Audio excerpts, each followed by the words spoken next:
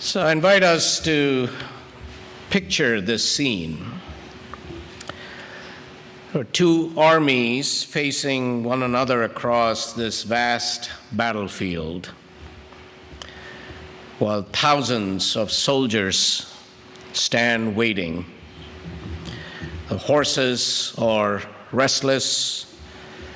The chariots are lined up, wheel to wheel. Everyone is poised for the signal that will begin the fighting. Now, this is not from the Odyssey. It's a different setting. Then one chariot rolls slowly into the empty space between the two armies. In it is Arjuna, the greatest archer of his generation, a warrior who has trained for this moment since he was a child. And holding the reins is his charioteer, the divine Krishna. Now, Arjuna asks Krishna to stop in the middle of the field so he can see those who are gathered against him. And as he looks across the battlefield, he doesn't see enemies. He sees his teacher, the man who first put a bow in his hands. He sees his cousins, his uncles, his friends he grew up with, people he loves. And suddenly something inside him gives way. His hands begin to tremble. His mouth goes dry. The bow slips from his fingers and falls into the dirt in the chariot. "I cannot do this," he says.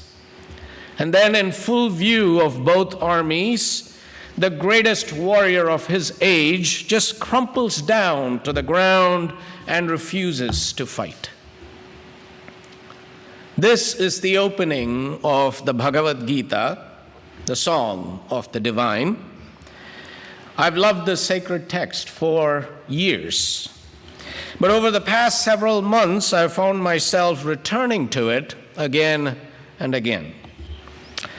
Perhaps because every morning these days brings another headline, another war, another family pulled from the rubble, another mass shooting, another person detained or deported, another bystander killed, another act of cruelty dressed up as strength, another reminder that our democracy is more fragile than we had imagined, another reason to wonder what kind of world are we leaving our children and our grandchildren who are growing up among us.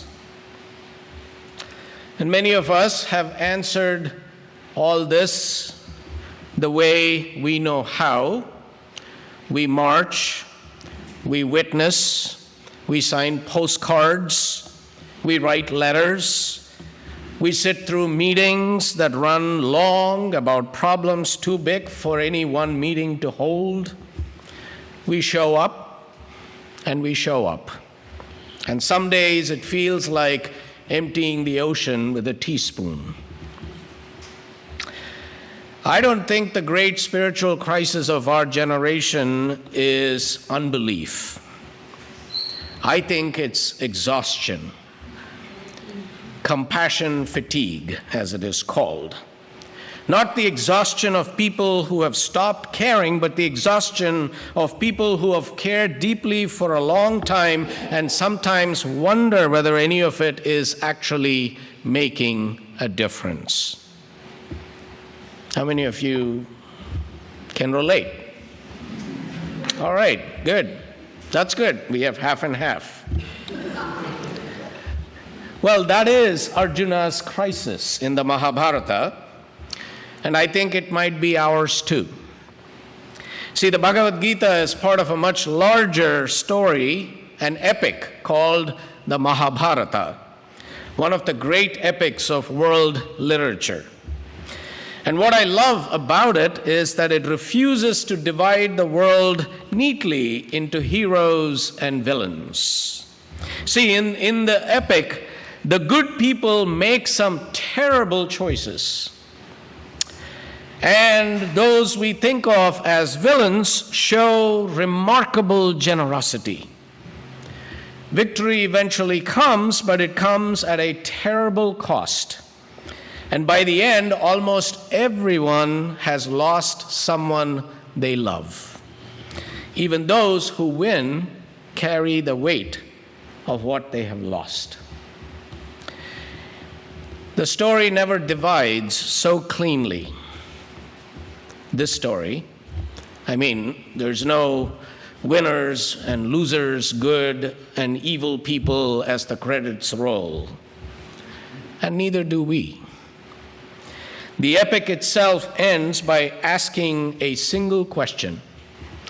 From Dharma flow both happiness and flourishing. Why then is not Dharma pursued?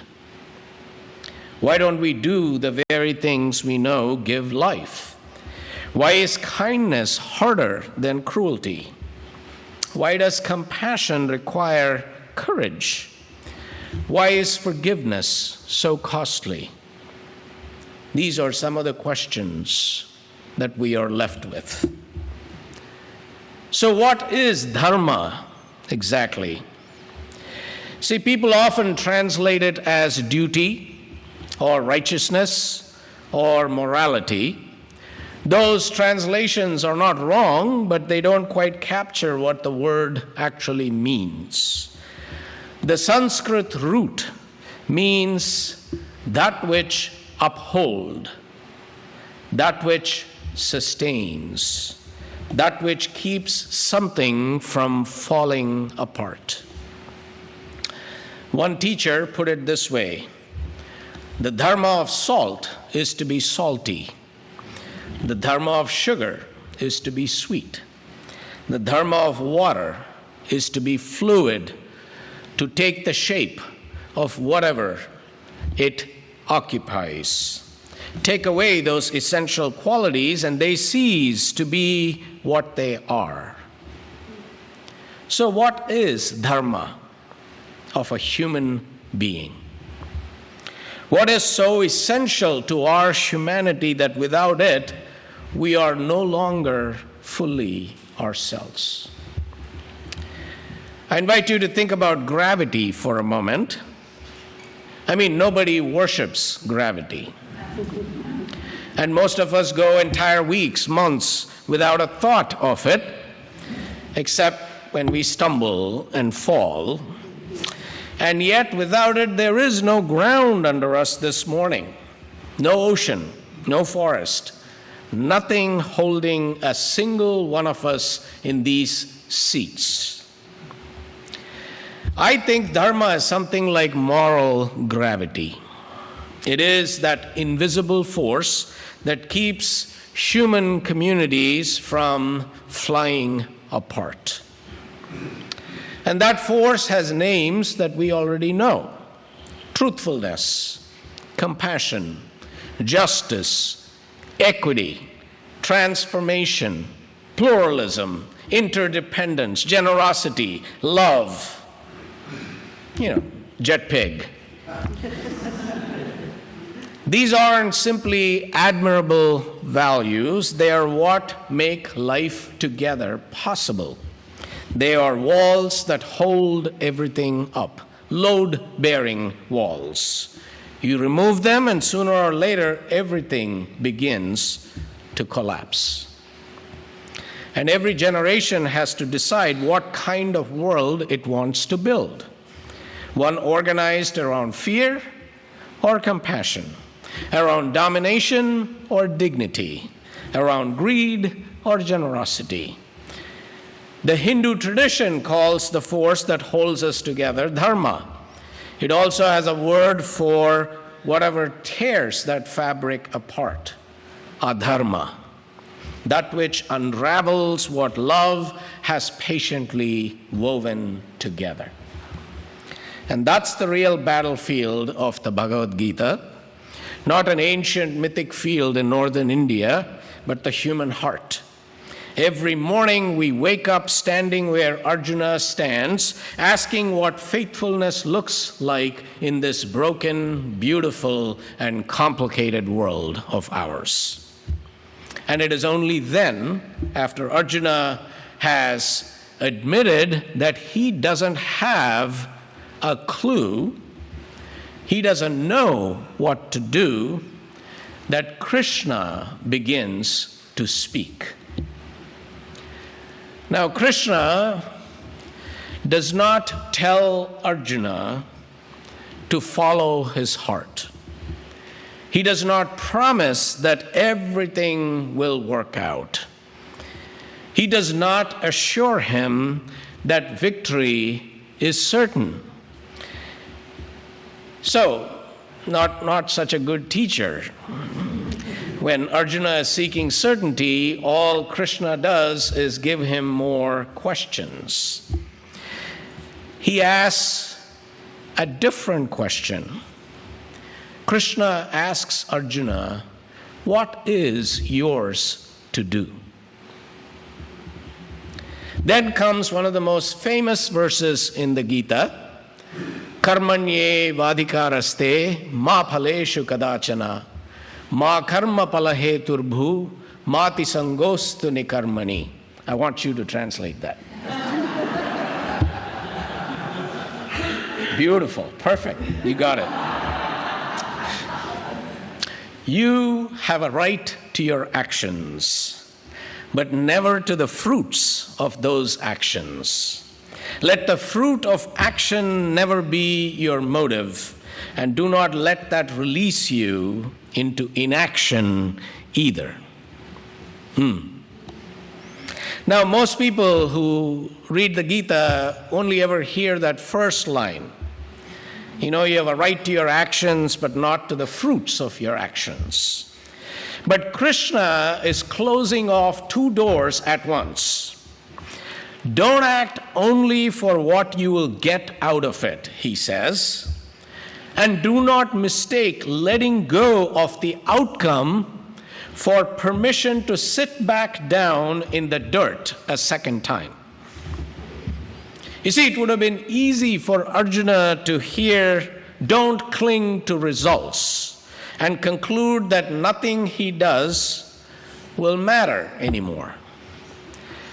But Krishna doesn't let him off the hook that easily. He's not offering an exit from the battlefield. He's offering Arjuna a different way to stand in it. We are responsible for our actions, not for guaranteeing the results. We are responsible for showing up with our whole imperfect selves, not for making history unfold according to our plans, our agendas. There's an old saying in the Hindu tradition that names what happens when we do. Protect your dharma, and your dharma will protect you. It doesn't mean life will always go our way. It won't. It means that when we keep choosing what is true, what is compassionate, what is just, those choices begin to shape us. They become the ground beneath us, regardless of what happens around us. The poet Rabindranath Tagore reached for a different image and landed in the same place in one of our hymns in the Gray Hymnal. "There are numerous strings in your lute," he wrote, "let me add my own among them." Now, Tagore isn't asking to play every instrument in the orchestra or compose the entire symphony. He's asking only to add his own note, his own string, his own life to something infinitely larger than himself, which is what protecting our dharma actually looks like from the inside. Now, I wonder if that's exactly where so many of us lose our way. I don't know about you, speaking for myself, we begin to believe somehow the future of our democracy or the planet or justice rests completely on our shoulders. And if we do not organize enough, write enough letters, send those 4,000 postcards, attend enough meetings, everything will fall apart. No wonder so many good people are exhausted trying to play every instrument, trying to carry a weight no human being was ever meant to carry alone. So the Gita offers another possibility. Offer your note. Play your part. Protect your dharma. Trust that others are called to offer theirs, and let go of the results. All this does not mean stepping away from the world, though, or pretending somehow suffering doesn't matter. Later in the Gita, Krishna speaks of loka sangraha, the welfare of the world, the common good. Our lives are meant to contribute to the flourishing of others, he says. The question isn't whether we act, it is how. From fear, from the need to control, from love, trusting that faithfulness has value, even when success isn't immediately visible. And the same is true for karma, a word that's been flattened beyond recognition into a kind of cosmic scoreboard. It is not. Karma is educative. Life is always teaching us. Every act of generosity makes the next one easier to reach for. Every resentment nursed makes the next resentment come more naturally. Slowly, we become the people our repeated choices are shaping us to be. And that's why the Gita cares so much about the inner life. The deepest question is never what am I doing, but who am I becoming? The greatest battle is rarely the one around us, it is the one within us. Between the small self asking, what's in this for me? And the larger self that recognizes its kinship with every living being. And that kinship is what one of my favorite verses in the Gita describes. It says, the wise see the same spirit in a learned scholar, a cow, an elephant, a stray dog, and someone society has cast aside.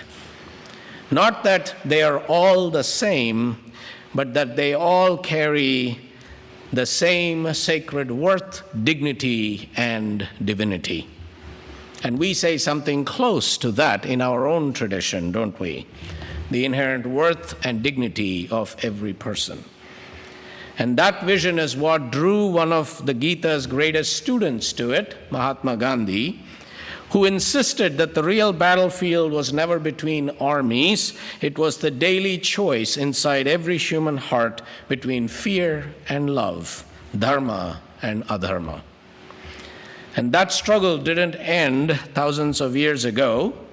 It's happening now in Washington, D.C., in Ukraine, in Gaza, in our neighborhoods and families and workplaces, and within each and every one of us. Now, after 18 chapters of conversation, Krishna does something remarkable. He does not command Arjuna. He does not threaten him.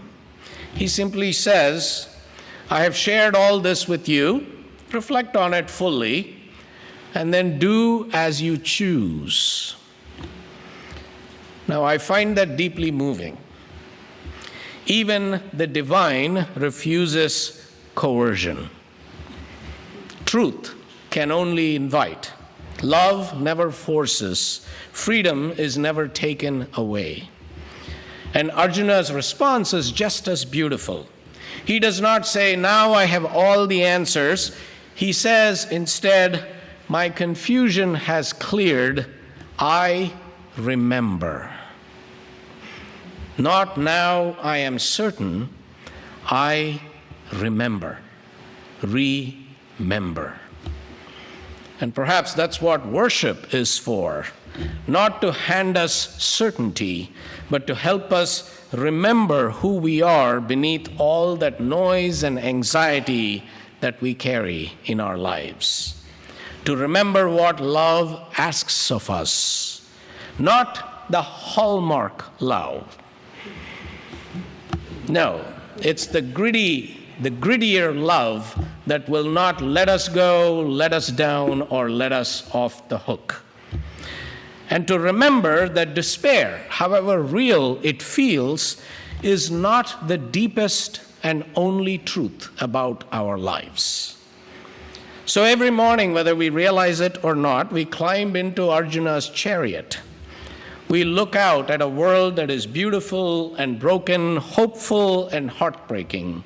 We see problems we did not create and cannot solve on our own. We see suffering that can leave us feeling overwhelmed and powerless.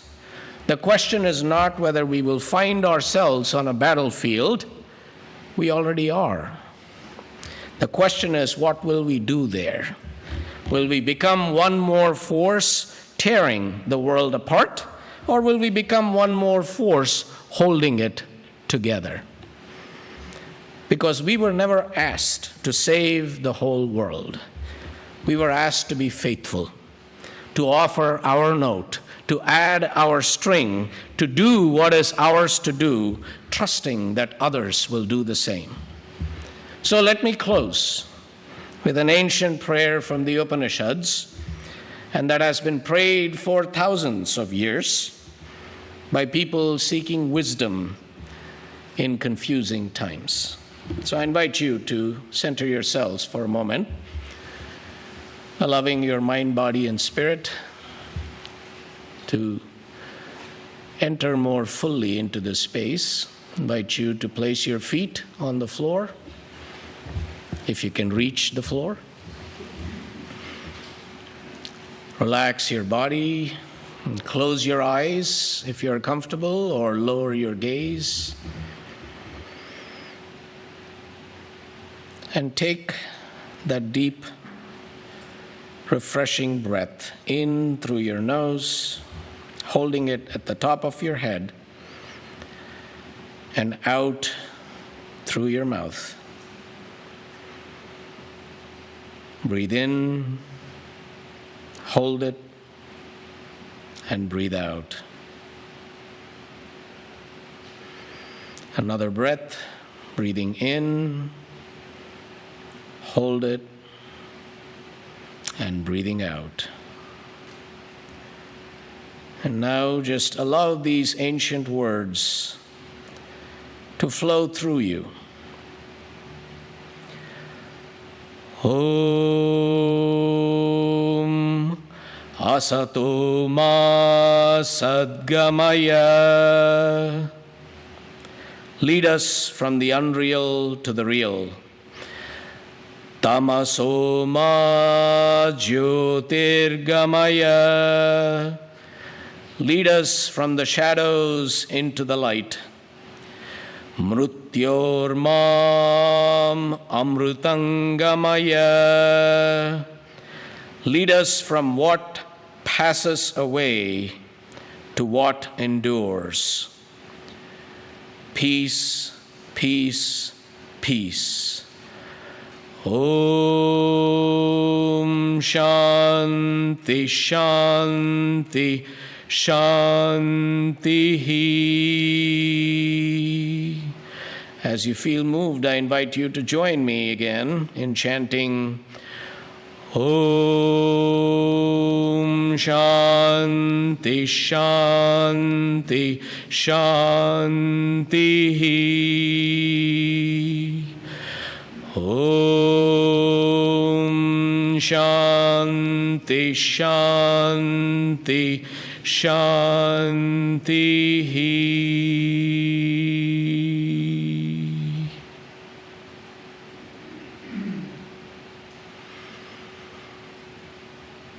Take another breath in through your nose, holding it for a moment, and out through your mouth.